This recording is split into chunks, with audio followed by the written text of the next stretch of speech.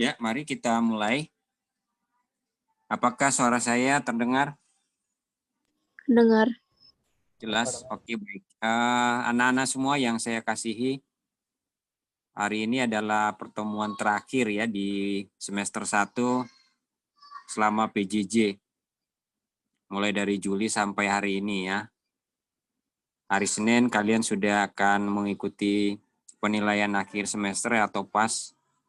Dan secara khusus saya sudah share itu kisi-kisinya, tolong dipelajari.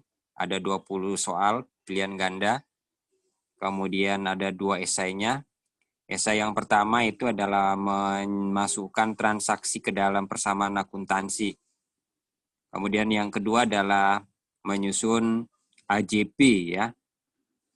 Jadi mohon supaya dipelajari, bobotnya lumayan. Untuk esainya ada sekitar 40% ya. Kemudian pilihan ganda sekitar 60 karena itu mewakili 3 KD. Ya, KD 1, 3.1, KD 3.2, dan KD 3.3 ya. Jadi mohon supaya dipelajari, sudah jelas materinya, sudah jelas indikatornya ya, ada ya di situ. Nah, yang terakhir ini adalah laporan keuangan. Kalau nggak salah ada di nomor 20 atau nomor 19 dan 18 kalau nggak salah ya, di bagaimana cara menjawab soal-soal yang berkaitan dengan laporan keuangan. Nah, anak-anak semua yang saya kasihi, sebelum masuk ke laporan keuangan, saya jelaskan terlebih dahulu bahwa laporan keuangan disusun berdasarkan data yang sudah ada ya. Contoh ini ya, kertas kerja di minggu lalu saya bahas. Jadi sebenarnya intinya laporan keuangan itu sudah ada di sini ya. Cuma ini dalam bentuk kertas kerja, dalam bentuk debit dan kredit, bukan dalam bentuk format laporan ya. Nah, di sini sudah ada nih. Coba diperhatikan di layar bahwa ada sisi kreditnya itu adalah pendapatan ya. Kemudian sisi debitnya adalah beban. Ya, jadi semua beban yang ada di laba rugi yang saya jelaskan minggu lalu itu adalah kode 4 dan 5. Nah, kita lihat di sini ada laba usaha 1.468, berarti sama ya. Di laporan keuangan yang dibuat dalam bentuk format laporan yang umum itu akan sama persis dengan ini ya. Hanya memindahkan data dalam bentuk format laporan. Kalau ini kan masih dalam bentuk kertas kerja. Nah, bagaimana caranya? Kita hanya mengopi datanya ke sini ya. Kita copy datanya ke sini, kita buat judulnya ya, judulnya seperti ini. Ada reparasi, kemudian laporan keuangan, periodenya tergantung ya. Kalau misalnya per bulan, maka per bulan. Kalau ini kan per tahun. Kemudian selanjutnya kita akan memasukkan data pendapatan. Ya, ada pendapatan. Ini siapa ini? Pendapatan. Kemudian yang kedua, kalau ada ya, tergantung ya dari perusahaannya itu. Misalnya pendapatan utama, pokok kegiatannya ya. Kemudian yang kedua mungkin ada pendapatan sewa, pendapatan bunga, pendapatan komisi, ya, pendapatan iklan, tergantung dari usaha yang dilakukan dan mendapatkan pendapatan. Kenapa diurai? Supaya sebagai keuangan harus menganalisis sumber-sumber penghasilan bagi usaha. Nah, begitu ya. Jadi kalian kalau nanti buka usaha, sumber penghasilan itu dari mana saja. Nah, itu perlu dianalisa, perlu dipisah, diuraikan, tidak perlu digabungkan atau jangan sampai digabungkan sehingga nanti ketika menganalisis atau melakukan evaluasi di periode berikutnya, oh ternyata perusahaan saya sumber penghasilan atau sumber pendapatannya dari sini saja. Nah itu ya tujuan utamanya untuk mengurai atau membuat rinci jenis pendapatan yang kita dapatkan di dalam melakukan usaha. Kemudian setelah itu baru kita akumulasi ya, kita totalkan. Nah kebetulan contoh ini hanya satu. Setelah itu kita urai beban-bebannya ya. Nah beban-beban seperti ini ya. Jadi beban gaji, kemudian dan seterusnya sampai ke bawah beban pajak. Setelah itu kita jumlahkan ya, kita jumlahkan 8.152.000. Nah, dari total ini kita kurangkan ke nama total pendapatan. Ya. Jangan lupa di total pendapatannya baru dikurang dengan total beban. Hasilnya adalah ini ya. Kita kurangkan dalam kurung, ini hanya pindah ya. Karena namanya laba itu kan total pendapatan dikurang dengan total beban. Maka kita ketemu laba usahanya 1.648. Jadi sama dengan yang di sini ya. Ini 1.648. Jadi tidak ada perbedaan ya. Kalau sampai ada perbedaan, kalau datanya kita ambil dari kertas kerja, maka harus sama. Nah, jadi di dalam soal ada pertanyaan.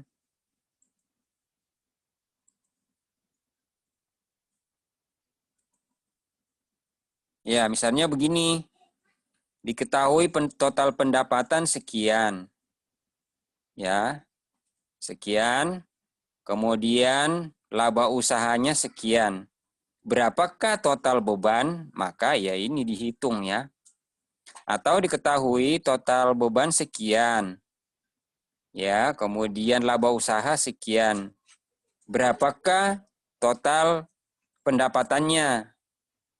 Nah, jadi itu harus bisa dihitung ya. Jadi kalau tahu rumusnya ya yaitu pendapatan dikurang beban sama dengan laba. Kalau disusun dalam bentuk matematis ya. Jadi ini umpamanya nih X ya, X tambah X dikurang Y ya. Hasilnya ya ini. Kan begitu ya. Nah, ini adalah pendapatan dan beban atau biasa disebut dengan laporan laba rugi. Nah, setelah kita menyusun laporan laba rugi, ada namanya laporan perubahan modal. Nah, ini ada di soal pasnya ini. Ada di soal pas, tinggal pintar-pintarnya menganalisis ya datanya. Jadi judul ada, kemudian laporan perubahan modal, periodenya kapan. Nah, di laporan perubahan modal itu ada item yang pertama adalah modal awal. Sejak perusahaan didirikan atau kalau di dalam tahunan, kalau sudah bertahun-tahun yang dimaksud dengan modal awal itu adalah modal awal tahun. Ya, modal awal tahun yaitu 1 Januari 2019. Kebetulan yang kita susun atau kita bahas pada siang hari ini adalah tahun 2019. Ya, jadi modal awalnya berapa? Nah, modal awal ini merupakan modal akhir di 31 Desember 2018 dan menjadi modal awal di tahun 2019.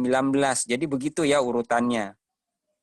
Kalau misalnya modal akhir di 2019 berarti 1 Januari 2020 itu adalah modal awal. Ya, jadi modal akhir di akhir tahun, modal awal di awal tahun.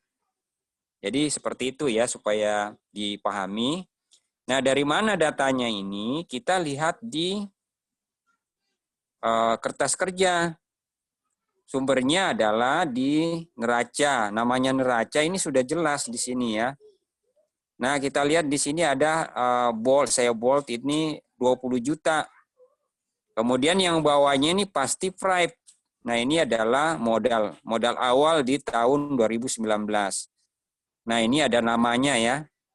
Modalnya, kemudian ada frame-nya. Ya, kembali ke sini ya. Jadi yang menjadi sumber data itu adalah atau pangkalan data untuk menyusun laporan keuangan itu adalah dari neraca ini. Ya, jadi jangan sampai salah di dalam menginput datanya. Karena kapan salah maka laporan-laporan berikutnya juga akan salah. Dan laporan keuangannya tidak valid, tidak akurat ya. Nah, kita lihat, kita ambil dari situ, kita copy, kita pindahkan ke sini. Modal awal 20 juta ya. Kemudian selanjutnya item yang kedua adalah laba usaha atau rugi usaha. Kan ada dua kemungkinan ya di dalam perusahaan itu, apakah rugi atau apakah laba. Nah, kebetulan perusahaan ini, yaitu Reparasi Radio ini, mengalami keuntungan sebesar 1.648. Sumbernya dari mana? Dari atas tadi, ya ini. Ini yang tadi kita buat di atas ya ini. Ini laba usaha. Kita tinggal ambil ini, kita copy, kita pindahkan ke bawah. Ya, kita pindahkan ke sini ya, laba usaha. Laba usahanya adalah 1.648 ya. Nah, di dalam laporan perubahan modal perlu diingat bahwa Frame, jangan lupa Frame ini tidak masuk ke laporan keuangan. Mengapa? Karena dia tidak berkaitan dengan biaya atau beban. Dia berkaitan dengan modal atau penarikan modal. Namanya Frame itu kan tidak melakukan aktivitas tapi ambil uang dari perusahaan untuk mungkin kebutuhan pribadi ya. Itu namanya Frame. Maka dia tidak bisa dimasukkan ke laporan keuangan. Artinya sinkronisasi di dalam penyesuaian akun itu harus tepat. Apakah sesuai dengan tempatnya atau sesuai dengan laporannya. Maka kita harus masukkan di sini karena Frame maka harus mengurangi. Ya, namanya penarikan modal berarti kan mengurangi modal. Nah, kita kurangkan dulu ke laba. Ya, kita kurangkan ke laba. Nah, kebetulan contoh ini labanya lebih kecil dari Frame. Maka terjadi namanya pengurangan modal. Ya, pengurangan modal, bukan penambahan modal. Jadi kalau laba lebih kecil dari Frame, maka terjadi pengurangan modal. Tapi kalau laba lebih besar dari Frame, maka di sini keterangannya adalah terjadi penambahan modal. Berarti ada kenaikan modal ya di akhir 2019 kalau Frame-nya ini kosong misalnya atau tidak ada ya. Nah, kebetulan di contoh ini terjadi penurunan modal sebesar 952.000. Maka modal akhir atau modal di tanggal 31 Desember 2019 adalah sebesar 19.048. Nah, ini perlu menjadi materi yang harus kalian pelajari karena di soalnya ada ini ya. Bisa saja diketahui modal awal berapa, kemudian modal akhir ditanyakan penambahan modal atau pengurangan modalnya berapa. Bisa juga diketahui modal awal berapa, modal akhir berapa, prep-nya berapa, ditanyakan laba usahanya. Iya kan? Atau sebaliknya, ya, modal awal diketahui, modal akhir diketahui, prep-nya diketahui, laba atau ruginya diketahui, modal awalnya berapa. Nah, untuk mengetahui laba ini, maka perlu juga dihitung dari atas, di sini laporan keuangan. Maka dua hal ini kalian harus betul-betul paham susunannya ya. Maka di bawah ada rumus ya. Ini adalah rumusnya. Modal awal ditambah laba usaha dikurang price ya sama dengan modal akhir. Ini kalau perusahaan laba kemudian price-nya lebih kecil dari labanya ya, dari laba. Kalau labanya lebih kecil dari price ya, ya tetap itu akan mengalami penurunan modal akhirnya ya. Nah, bagaimana kalau modal perusahaan rugi? Jadi modal awal dikurang rugi usaha, dikurangi lagi price-nya, maka ketemu modal akhir.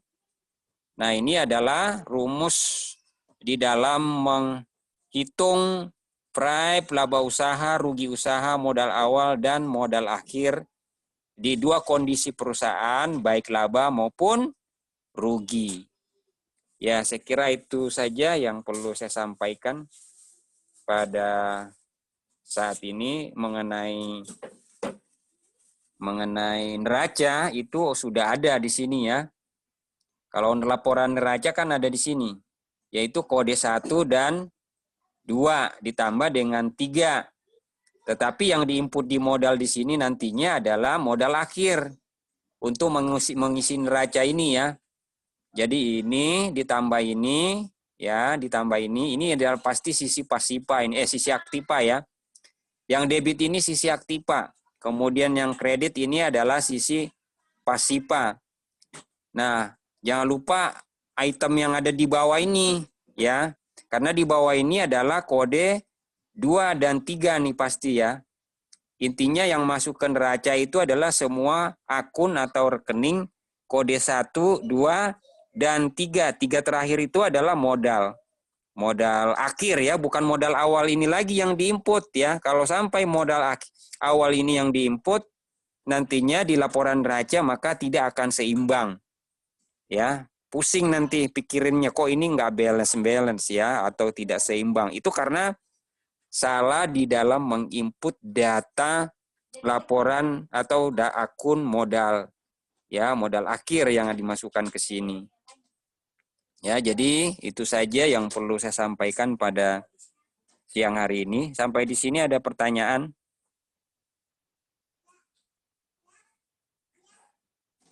Silakan, ada pertanyaan? Ada. Ada ya, Pak. jelas tidak? Ya, gimana? Jelas ya. Jadi mohon dipelajari. Kisi-kisi yang saya sudah share di grup itu dipelajari. Karena kalau nggak salah jadwalnya hari Selasa ya. Kemudian esai nanti dikerjakan di bentuk file juga bisa, kemudian dikirim di Google Classroom nantinya ya. Nanti ada waktunya. Kalau lewat dari waktu itu pengirimannya maka saya akan kurangi nilainya ya. Karena waktu pengerjaan adalah 75 menit ya. Baik pilihan ganda maupun esai. Dan esainya nggak terlalu lama, nggak terlalu banyak transaksinya. Oke, saya kira itu saja. Terima kasih atas kebersamaan kalian kelas 12 IPS 2 ya. Selama mulai dari bulan Juli, Agustus, September, Oktober, November ini adalah pertemuan terakhir ya di tahun ini ya di dalam PJJ. Minggu depan sudah masuk ke ujian PAS. Dan semoga kita ketemu di kelas di tahun 2021 ya. Saya ingin sekali bertemu dengan kalian di kelas. Semoga semua aturan yang akan dibuat oleh pemerintah di dalam proses pembelajaran nanti bisa ketemu di kelas di Januari 2021 ya. Kemudian saya mohon maaf apabila ada kekurangan, ada kesalahan, saya sudah berusaha untuk memberi yang terbaik. Tetapi di satu sisi, saya juga adalah manusia biasa ya, ada kekurangan, ada kelemahan. Di momen Hari Guru ini, saya mohon maaf apabila ada yang kurang maksimal untuk kalian semua ya. Ya, jadi saya pengen ketemu juga dengan kalian karena belum pernah kita ketemu di kelas. Saya dari Kristoporus 1 ke Kristoporus 2. Karena sebelumnya dari tahun 2005 sampai 2016 saya di Kristoporus 2 ya. Jadi kalau ada koko atau cicinya di tahun yang itu dari 2005 sampai 2016 pasti ketemu saya dan pasti kenal saya ya. Saya kira itu saja. Terima kasih. Semoga kalian berhasil di pasnya di semua mata pelajaran. Silakan doa penutup. Semoga kalian sehat semua ya, jaga kesehatan. Semoga apapun yang kalian kerjakan nanti memperoleh nilai yang maksimal. Mohon kesediaan ketua kelas untuk tutup dalam doa di pertemuan terakhir di semester 1 ya, PJJ ya. Silakan ketua kelasnya.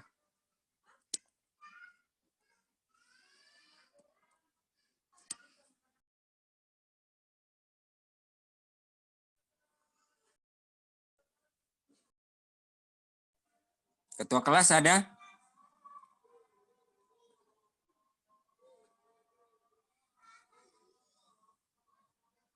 Halo?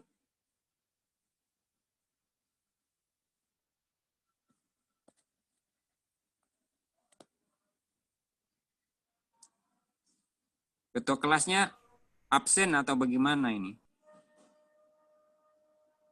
Coba saya lihat dulu ya.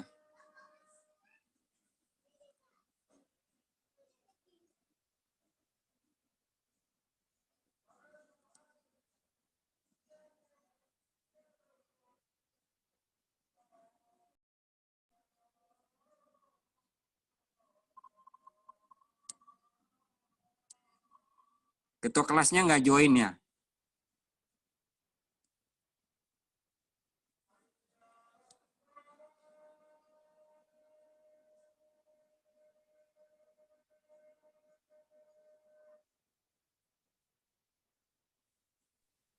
Tadi katanya wifi-nya error Pak, kayaknya.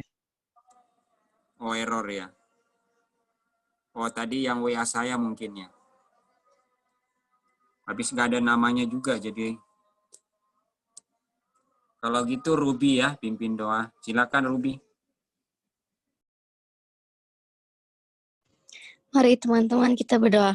Dikasih Tuhan Yesus di seluruh dunia untuk selama-lamanya. Dalam nama Bapa dan Putra dan Roh Kudus, amin. Ya Bapak, terima kasih karena kami sudah belajar pada hari ini. Sekarang kami mengakhiri pelajaran kami. Kiranya Engkau berkati guru-guru yang sudah mengajari kami. Dan kiranya juga Engkau berkati kami yang agar kami bisa menerima pelajaran ini dengan baik. Terima kasih Bapak, amin. Dalam nama Bapa dan Putra dan Roh Kudus, amin. Amin. Terima kasih Ruby. Ya, Apakah butuh rekamannya ini? Saya kirim. boleh. Oke ya. Kirimin, Oke, Pak. Oke, terima kasih. Ya, silakan boleh keluar dari ruangan. Makasih ya, Pak. Makasih, Pak. Pak. Makasih, Pak. Makasih, Pak. Makasih, Pak. Makasih, Pak. Makasih, Pak. Makasih, Pak.